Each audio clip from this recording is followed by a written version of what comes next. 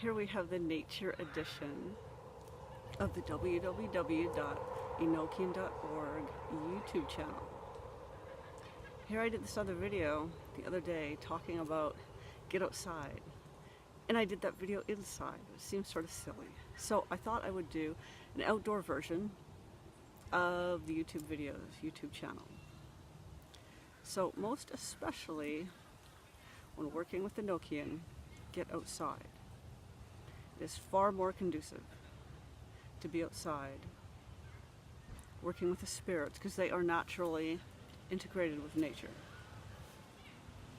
I wouldn't necessarily say they are all nature spirits, but some definitely are, especially the ones on the crosses and below the crosses, especially the ones that rule over natural substances, treasure finding, and all the practical stuff. Those are very much integrated with nature, and they are very much integrated with the four elements. I don't believe, and the records don't show, that the system is all based on the four elements.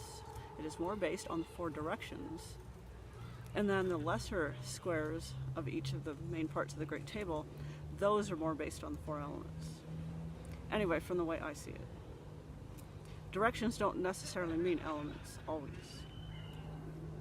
But when you want to get down to working with the four elements and with nature, you go to the cherubic crosses, and the lesser entities of the cherubic crosses is where you find the elemental spirits. And you actually, if you look in the diaries, you can find the ones that do rule over the four directions and the four elements, earth, air, fire, and water. It's laid out a little differently. It's laid out more in the ancient alchemical sense than in the modern sense that we're often used to.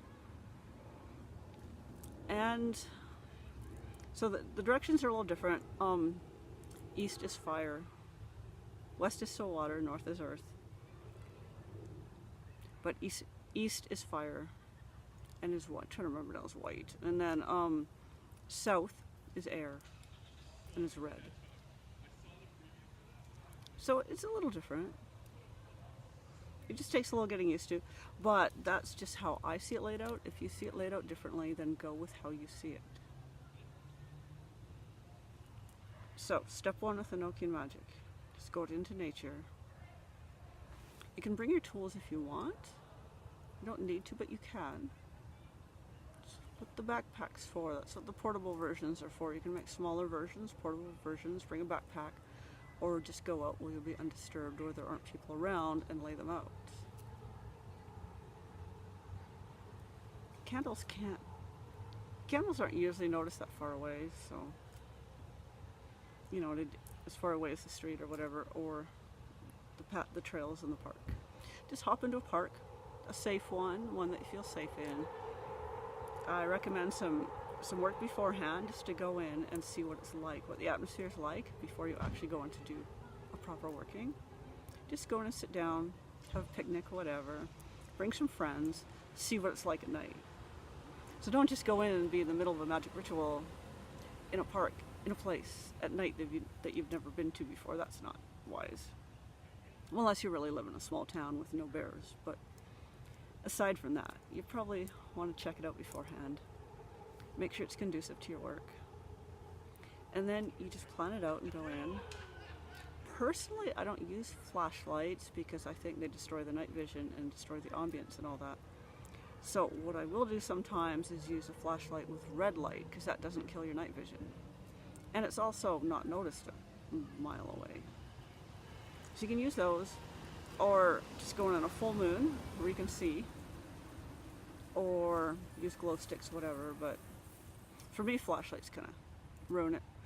But a backup one is always good in case you need to run out of there right away for whatever reason, whether it be a bear or crazy KKK members or whatever. Just in case, bring the flashlight. And to bring a cell phone, just keep it turned off, because not all invisibles can be around that sort of thing. And then just sit and relax. Actually relax and actually let go of your day-to-day regular existence when you're on the computer all day, or whatever your job may be, and get into the ritual. Now, if it helps, you can bring a friend with you as a lookout if you're worried about people happening upon you, or bears or whatever. Or you can always bring a dog with you and ask them to look out. They do amazing work in that way. So get on it. That's your homework for this week. Is some outdoor work and outdoor meditations.